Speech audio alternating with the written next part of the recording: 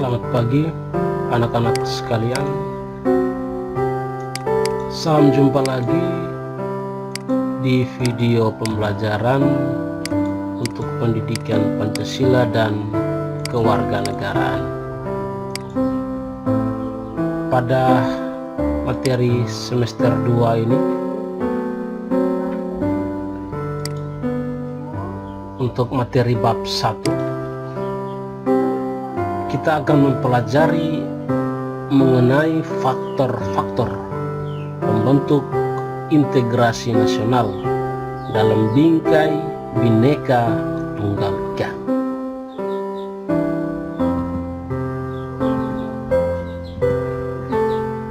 Baik, ada juga pada materi bab 1 ini ada 5 subpok bahasan yang akan kita pelajari.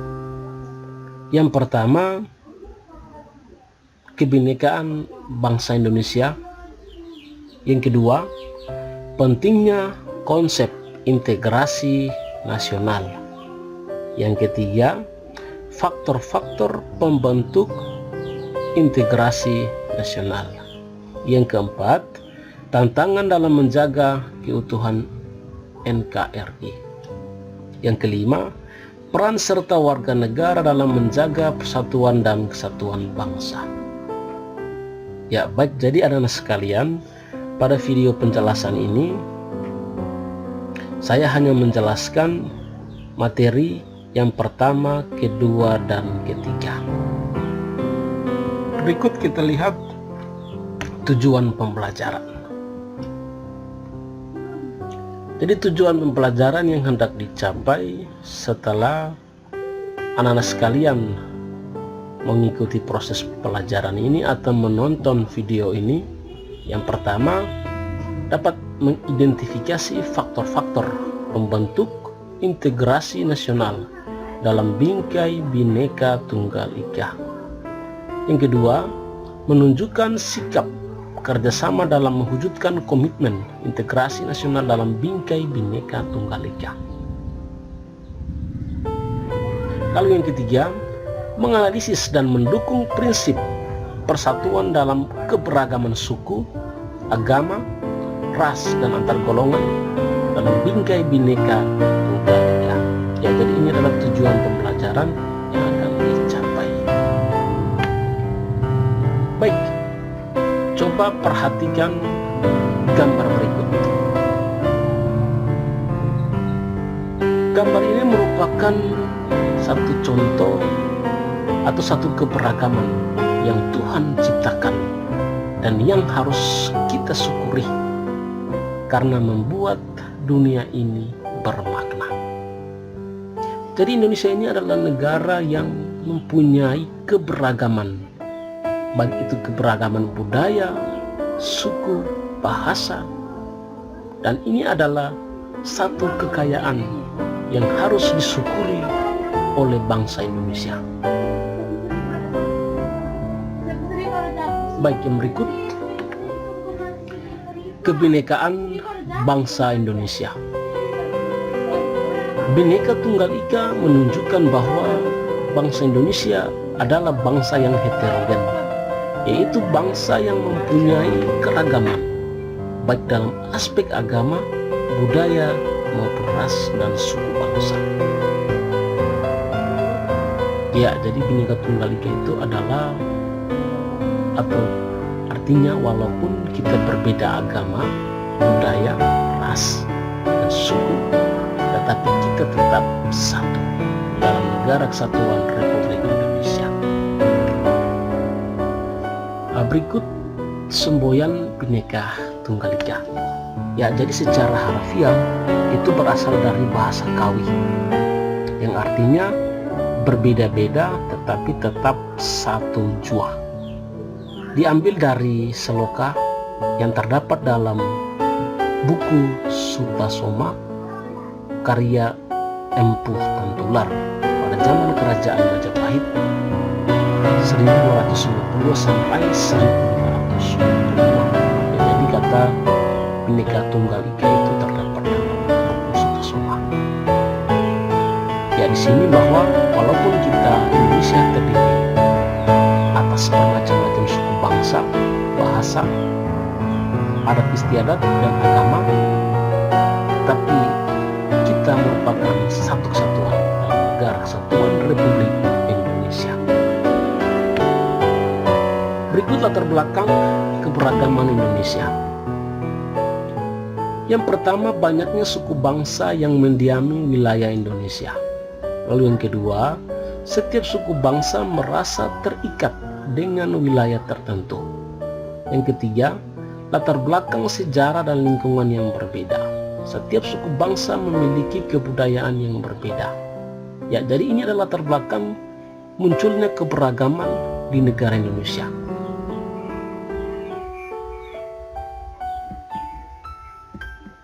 Yang berikut kita lihat keberagaman sosial dan budaya Indonesia. Keragaman kebudayaan Indonesia dapat dikatakan mempunyai keunggulan dibandingkan dengan negara lain. Indonesia mempunyai potret kebudayaan yang lengkap dan bervariasi. Dengan adanya keberagaman dan potret kebudayaan yang lengkap dan bervariasi, ini memberikan satu daya tarik terlebih bagi warga negara asing untuk berkunjung atau untuk berwisata, karena kita Indonesia adalah negara yang penuh kaya dengan kebudayaan dan juga bervariasi dibandingkan dengan negara-negara lain. Jadi ini adalah satu kekayaan yang dimiliki oleh Indonesia. Berikut manfaat keragaman dalam bingkai Bhinneka Tunggal Ika. Kebinekaan merupakan kekuatan dan kekayaan, sekaligus juga merupakan tantangan bagi bangsa Indonesia. Tantangan itu sangat terasa, terutama ketika bangsa Indonesia membutuhkan kebersamaan dan persatuan. Ya, jadi di sini keragaman itu merupakan sebuah kekayaan sekaligus sebagai sebuah tantangan apabila kita tidak mengutamakan atau tidak menghargai perbedaan yang ada di dalam masyarakat, maka keberagaman itu akan menjadi tantangan bagi kita. Maka dari itu perlu dibutuhkan kebersamaan dan persatuan tanpa kita membeda-bedakan antara satu dengan yang lain. Ya, jadi itu adalah manfaat keragaman, sehingga kita bisa merajut Bhinneka Tunggal Ika ini lebih ke arah yang baik. Lalu yang berikut, ada juga keberagaman masyarakat Indonesia. Yang pertama itu agama. Itu dijelaskan dalam pasal 29 ayat 2. Itu ditegaskan negara menjamin kemerdekaan tiap-tiap penduduk untuk memeluk agamanya masing-masing dan untuk beribadat menurut agamanya dan kepercayaannya itu. Ya, jadi di antara keberagaman ini, kebebasan kepada setiap orang juga harus diberikan, terutama dalam menjalankan ibadahnya, tanpa ada gangguan dan juga tanpa ada diskriminasi. Berikut, ras. Jadi ras merupakan ciri fisik ya, atau badania yang dimiliki seseorang, atau dapat dibedakan adanya persamaan dengan ciri fisik orang lain, seperti warna kulit, tipe rambut, bentuk muka, tinggi badan, bentuk bidang. Ya, jadi di dalam masyarakat Indonesia tentu ada juga perbedaan ras. Tentu ada yang memiliki warna kulit yang putih dan juga misalnya memiliki warna kulit yang hitam. Tetapi kita jangan menjadikan perbedaan ras atau perbedaan warna kulit ini menjadi masalah, atau jangan sampai kita mengkotak-kotakan atau saling mendiskriminasi antara yang warna kulit putih dengan yang berwarna kulit hitam. Dan ini akan menimbulkan konflik horizontal di antara kita sama apabila kita tidak bisa mengatasi atau kita tidak bisa saling menerima di antara kita yang berbeda. Maka tentu akan terjadi konflik horizontal. Maka dari itu kita harus tetap merajut kebersamaan di antara kita, yaitu dalam yang kedua atau ras. Lalu yang ketiga, suku bangsa. Di Indonesia ditemukan sedikitnya ada 35 suku, misalnya masing-masing dengan bahasa dan adat istiadat yang berbeda. Misalnya di Jawa, Sunda, Madura, Bugis, Batak, Bali, Aceh, Dayak, dan lain-lain. Tetapi seluruh suku bangsa yang ada di Indonesia diharapkan dapat menghormati, menghargai, dan mengamalkan Pancasila secara bulat dan utuh. Ya, di sini kita harus menjunjung tinggi implementasi dari sila ketiga, yaitu persatuan Indonesia. Jadi itu kita tetap terapkan, terlebih dalam perbedaan bahasa dan juga adat istiadat. Yang berikut, kebudayaan. Ya, di sini misalnya saya kasih contoh, ada likurai dan juga ada tarian seperti antama. Ya, jadi kebudayaan itu adalah keseluruhan ide, tindakan, dan hasil karya manusia dalam bentuk kehidupan masyarakat atau keseluruhan dari hasil tingkah laku manusia yang didapat dengan cara belajar. Ya, jadi setiap kebudayaan yang ada di Indonesia, misalnya di sini likurai, itu didapat atau diperoleh oleh masyarakat dengan cara belajar. Sama juga dengan kebudayaan-kebudayaan yang lain yang ada di wilayah atau daerah lain di Indonesia. Itu juga sama, terdapat atau diperoleh oleh masyarakat dengan cara belajar. Yang berikut, konsep integrasi nasional.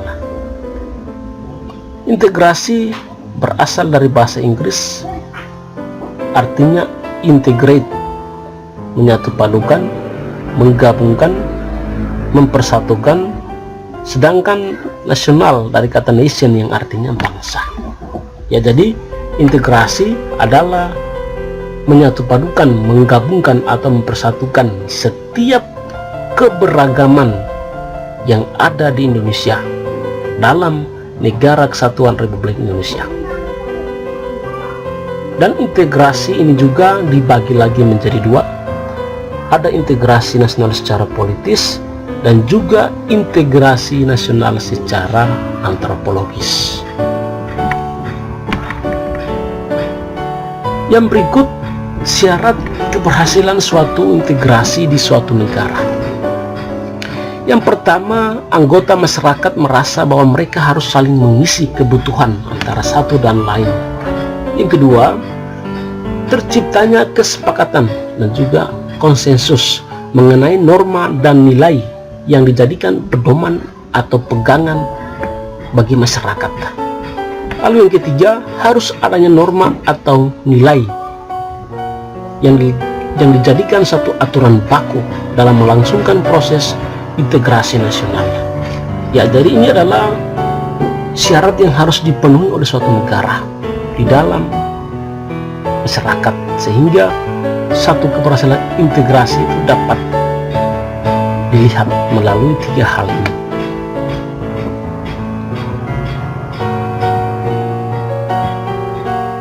Yang berikut, pentingnya membangun integrasi nasional. Yang pertama, adanya kemampuan dan kesadaran bangsa dalam mengelola perbedaan sara dan keragaman budaya serta adat istiadat.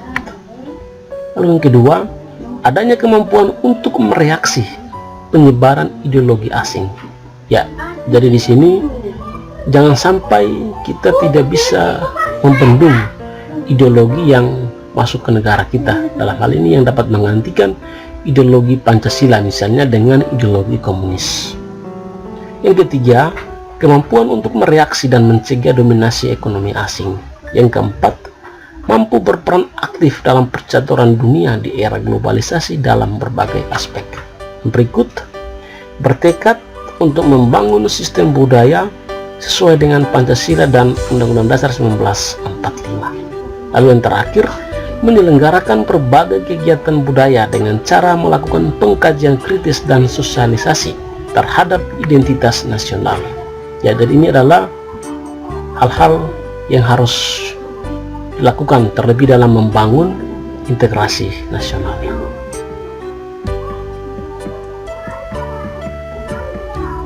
Dan berikut faktor penghambat integrasi nasional.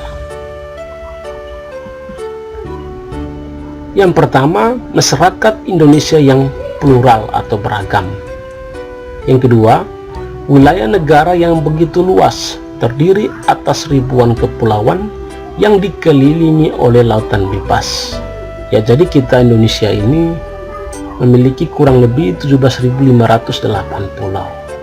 Dan ini tentu memberikan waktu yang cukup lama, apalagi untuk dikelilingi oleh pemerintah. Lalu yang ketiga, besarnya ancaman, tantangan, hambatan, dan gangguan yang merongrong keutuhan, kesatuan, dan persatuan bangsa, baik yang berasal dari dalam maupun luar negeri. Yang keempat, masih besarnya ketidakmerataan pembangunan, dan hasil-hasil pembangunan ini menimbulkan berbagai ketidakpuasan dan menyinggung masalah sara, suku, agama, ras, dan antar golongan. Ya, jadi ini juga sangat cenderung sekali yang menghambat proses integrasi nasional. Yang kelima, adanya gerakan separatis dan kedaerahan, demonstrasi dan unjuk rasa. Ya, gerakan separatis ini misalnya ada sekelompok orang yang mau memisahkan diri dari Negara Kesatuan Republik Indonesia, misalnya GAM. Itu adalah gerakan separatis. Lalu yang keenam, adanya paham etnosentrisme, ya, atau paham yang bersifat kedaerahan. Lalu yang ketujuh, lemahnya nilai-nilai budaya bangsa akibat kuatnya pengaruh budaya asing. Ya, jadi seringkali kita menyerap budaya-budaya asing sehingga sangat melemahkan nilai-nilai budaya yang ada di kehidupan kita atau di lingkungan masyarakat. Yang kedelapan, merebaknya media provokasi yang menimbulkan pergesekan dan konflik antar anggota masyarakat. Ya, jadi ini adalah faktor-faktor yang menghambat proses integrasi nasional. Baik, terima kasih anak-anak sekalian. Semoga apa yang saya berikan melalui video ini dapat bermanfaat untuk anak-anak sekalian. Terima kasih. Di video pembelajaran berikutnya saya akan menjelaskan mengenai tantangan generasi muda dalam menjaga keutuhan NKRI.